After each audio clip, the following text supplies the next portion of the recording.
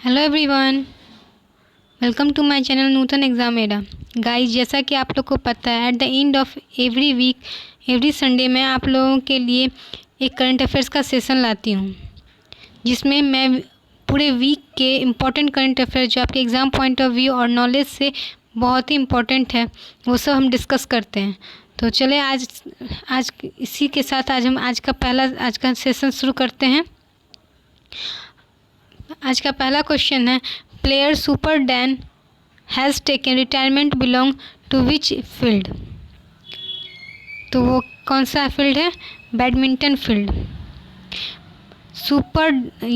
Super Dan उस player का नाम है फ्रेंड्स, और ये कहाँ से बिलोंग करते हैं? तो चाइना से। ये बहुत ही अच्छे प्लेयर हैं। तो प्लेयर नहीं रहे तब तो रिटायरमेंट ले चुके हैं। तो ये क्वेश्चन में पूछ सकता है, क्योंकि ये बहुत पॉपुलर प्लेयर है, बैडमिंटन प्लेयर से रिलेटेड है। तो ये क्वेश्चन आपसे कुछ एग्ज़ाम्स में आ सकता है, सेंट्रल एग्ज़ाम में। फिर हमारा आज का नेक्स्ट क्वेश्चन है, who is the present sports minister of India. तो कौन है? किरण रिजिजू। हमारे स्पोर्ट्स मिनिस्टर, ये क्वेश्चन पूछ सकता है, स्पोर्ट्स मिनिस्टर कौन है इंडिया के? तो वो है किरण रिजिजू। हमारा नेक्स्ट क्वेश्चन है, third question, bubonic plague is caused by which disease. Bubonic plague किस डिजीज के द्वारा होता है? मिलिए किस डिजीज के द्वारा होता है? हो जाएगा तो बैक्टीरियल डिजीज के द्वारा। और किस स्पीसीज के द्वारा, कौन से स्पीसीज की वजह से होता है? तो वो है टार्बन। ये क्या है? स्पीसीज। होप यू गाइस कि आपको समझ में आ रहा होगा। ये चाइना में बहुत 14वीं शताब्दी में 14th सेंचुरी में इसको पाया गया था यूरोप में, लेकिन फिर से ये चाइना में देखा गया है। ये मेनली मांसाहारी सामान जो होता है, ईट मील वगैरह खाने की वजह से होने के चांसेस बताए गए हैं। हमारा नेक्स्ट क्वेश्चन है, fourth question, what is the purpose of Paris agreement COP21 COP21। ठीक है, तो क्या है पेरिस एग्रीमेंट COP21 का पर्पस? क्या है? तो to reduce green house exchange.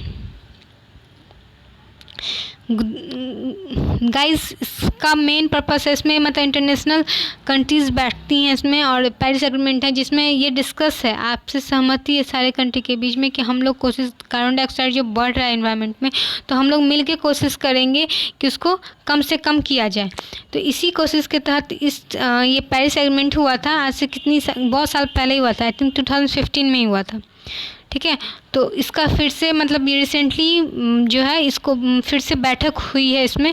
तो ये चीज़ इम्पॉर्टेंट हो गया पेरिस एग्रीमेंट COP21 से। चांसेस है कि एग्ज़ाम में आपसे पूछे जा सकते हैं। ये SSC, रेलवे, UPSC में ज़्यादा चांसेस है। ठीक है, हमारा नेक्स्ट क्वेश्चन है, fifth question, name the app launched by IIT Kanpur for virtual classroom. ऐसा ऐप बताना जो कि IIT कानपुर के द्वारा डेवलप किया गया है, वो कौन सा है? तो मोबाइल मास्टर जी। ठीक है, ये किस टाइप का क्लासरूम, किस टाइप का एजुकेशन से रिलेटेड फील्ड का है, और वर्चुअल क्लासरूम है। यहाँ हम लोग को फिजिकली अपने टीचर और स्टूडेंट्स के बीच में इंटरेक्ट नहीं होगा, बाय नेट होगा, बाय लैपटॉप होगा। ठीक है, तो इसको इसलिए उसी को वर्चुअल क्लासरूम बोलते हैं। और उस ऐप्स का क्या नाम है? तो मोबाइल मास्टर जी। इसमें दो तरीके से क्वेश्चन तो बन ही सकता है, वो पूछेगा ही। जैसे कि आपसे पूछ लेगा कि मोबाइल मास्टर जी किसके द्वारा डेवलप किया गया, तो IIT कानपुर के द्वारा।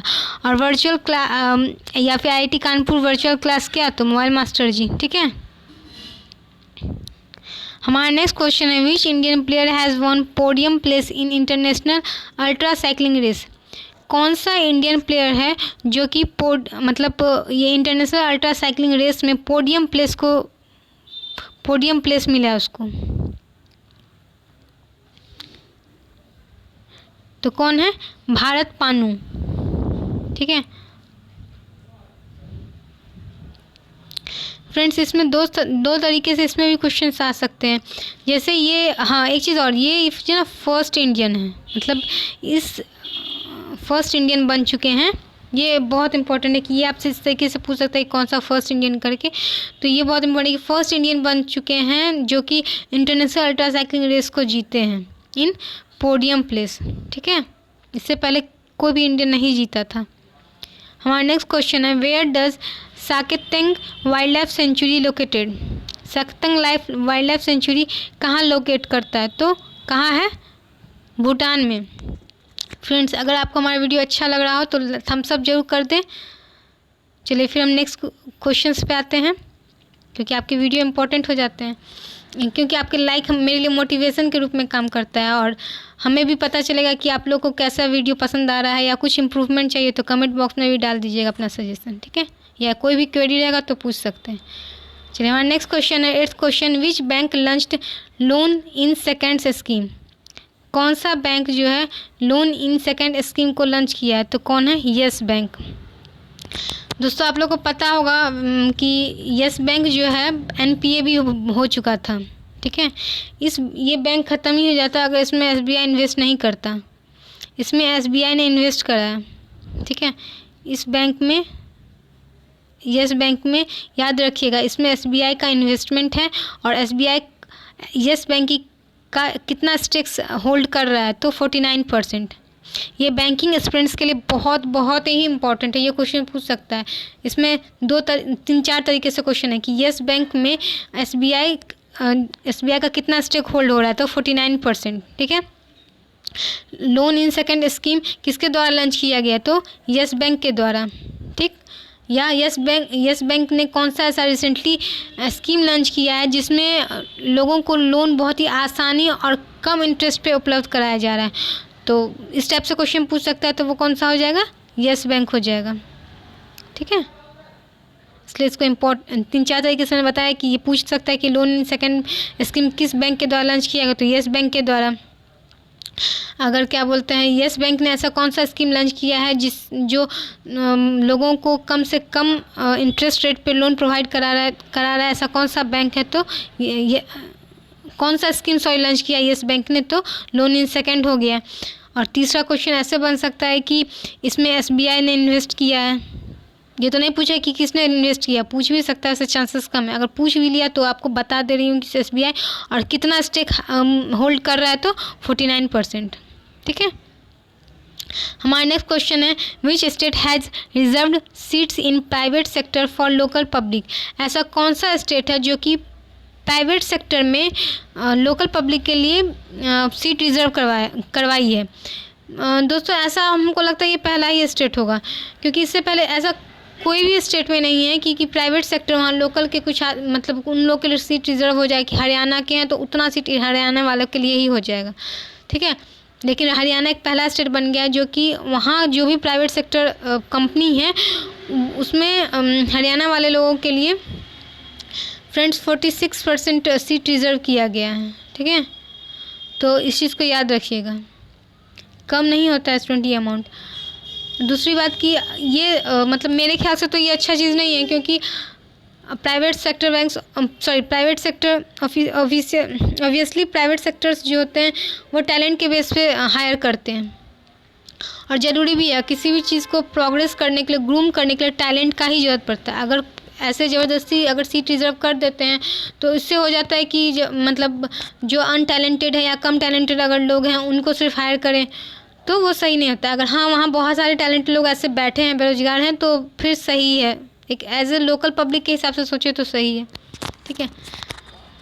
फिर हमारा नेक्स्ट क्वेश्चन है आज का 10th question, Sarathi research institute is to be constructed in which state? Sarathi research institute किस स्टेट में कंस्ट्रक्ट किया जा रहा है? ये फ्रेंड्स अनाउंस्ड हुआ है, ये अभी बना नहीं है, ठीक है? तो महाराष्ट्र, मुंबई में सारथी जो है, मैं अब थोड़ा सा स्पेस ले लेती हूँ। सारथी जो है फ्रेंड्स, ये इंस्टीट्यूट का नाम है। अब इसमें आपसे क्वेश्चन पूछ सकता है कि पूछ देगा कि सारथी क्या है? इंस्टीट्यूट है, कोई स्कीम है, या कोई फंड का नाम है? तो आपको पता होना चाहिए कि ये एक इंस्टीट्यूट है। कैसा इंस्टीट्यूट? इसमें क्या होगा? तो इसमें रिसर्च किया जाएगा ह्यूमन डेवलपमेंट के बारे में। किस चीज़ पर रिसर्च किया जाएगा? ह्यूमन डेवलपमेंट,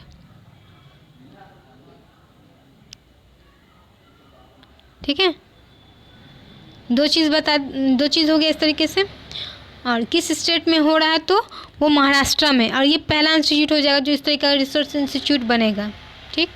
दूसरा चीज़, इसकी लागत किसमें कितनी लग रही है, तो इसको बनाने में कितनी लागत लग रही है, 8 करोड़। ठीक है। उसके बाद अब सारथी इंस्टीट्यूट का फुल फॉर्म मैं बता देती हूँ, वैसे ये पूछने का उम्मीद कम है सारथी इंस्टीट्यूट का। ऐसे तो फुल फॉर्म रूप में नहीं पूछेगा आपसे, ये भले ही पूछ सकता है कि सारथी मतलब सारथी का पूरा फुल नेम दे देगा, तो उस टाइम आपको अगर नहीं पता होगा उसका फुल फॉर्म तो आप आता हुआ क्वेश्चन का आंसर गलत करके आ सकते हैं। इसका क्या हो जाएगा, नाम क्या है इस इंस्टीट्यूट का, Chhatrapati Shahu Maharaj, Chhatrapati Shahu Maharaj research training institute. ठीक है, Chhatrapati Shahu Maharaj research training and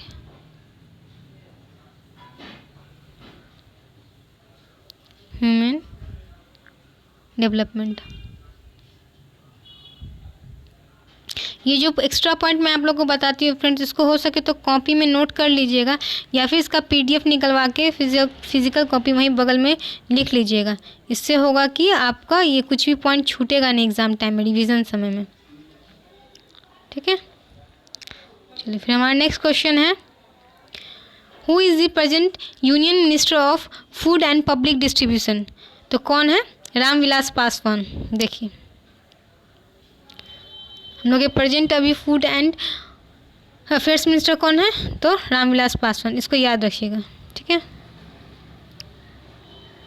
हमारा नेक्स्ट क्वेश्चन है, who is the present PM of Australia. तो कौन है, अभी अभी एक नए PM बने हैं ऑस्ट्रेलिया के फ्रेंड्स, तो इसलिए ये इम्पोर्टेंट हो जाता है। कौन है, स्कॉट मॉरिसन।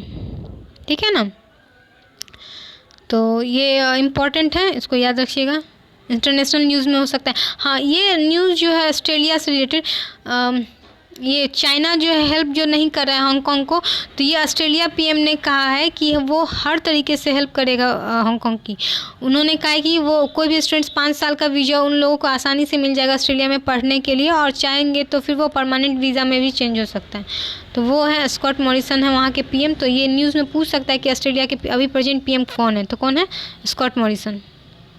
हमारा नेक्स्ट क्वेश्चन है, section 410 of the companies act 2013 design for. क्या है, सेक्शन 410 ऑफ कंपनीज एक्ट 2013 किस चीज़ के लिए बना है, तो टू हियरिंग द अपील्स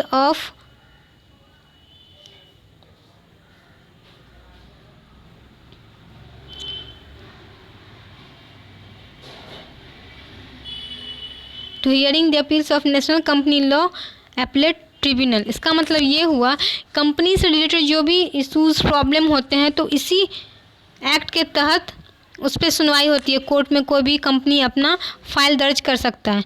तो आपसे ये पूछ सकता है कि ये कंपनी एक्ट कब बना था, तो 2013 में, और ये किस सेक्शन में आता है, तो 410 में। इसका क्या वर्क है, ये कब किया जाता है, तो to hearing the appeal of NCLAT, मतलब national company law appellate tribunal. ठीक है ना। हमारा नेक्स्ट क्वेश्चन है, 14th question, too much and never enough book written by whom. Too much and never enough book is written by whom. तो कौन है, Mary Trump.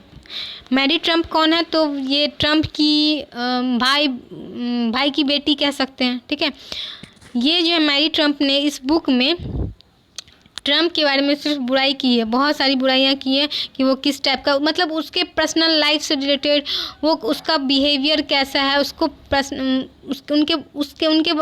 उनसे रिलेटेड जितना भी हो सकता है ना, उन्होंने उसमें मैक्सिमम उन्होंने बुराई ही लिखी कि वो एंगर, मतलब वो गुस्सालू इंसान है, उसके एटीट्यूड सही नहीं है, वो जितना दिखता है वो उतना है नहीं, इस टाइप से उसको उस बुक्स में लिखे गए हैं। तो इसलिए ये बुक न्यूज़ में बन रहा है, मतलब इशूज़ बन चुका है ये बुक।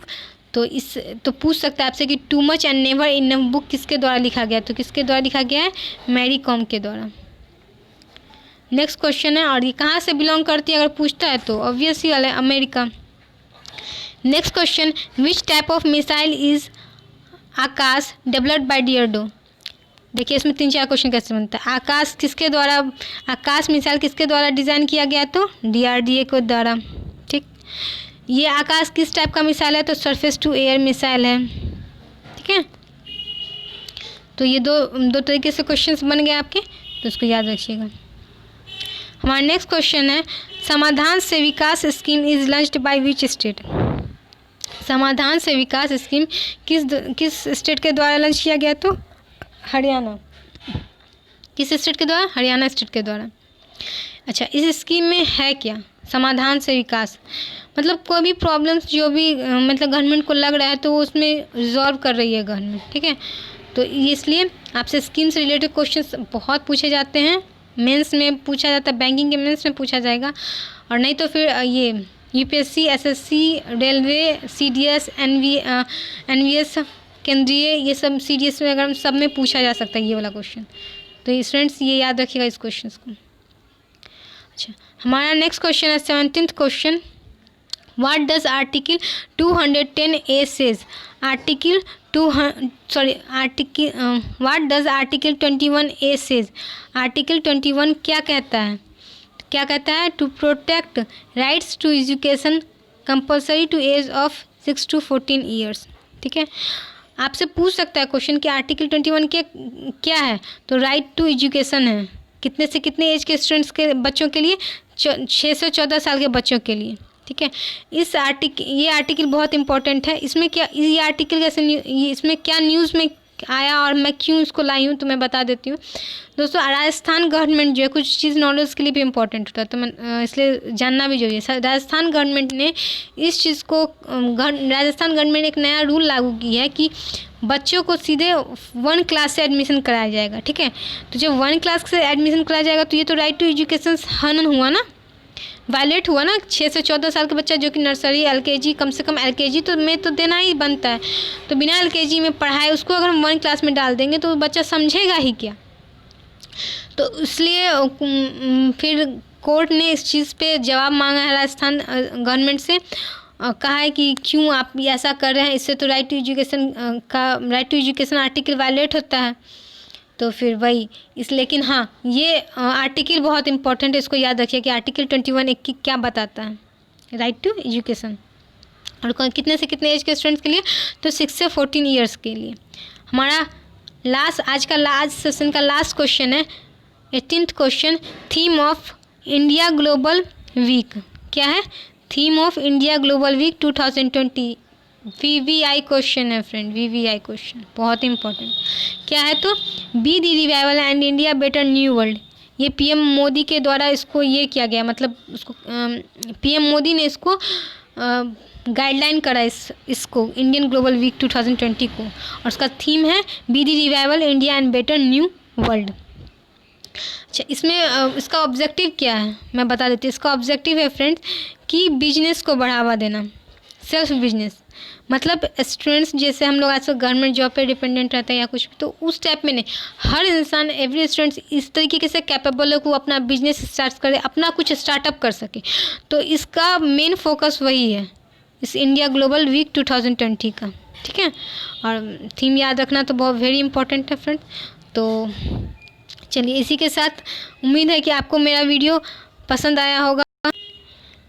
फ्रेंड्स, अगर आपको मेरा वीडियो अच्छा लगा हो तो प्लीज़ लाइक करें।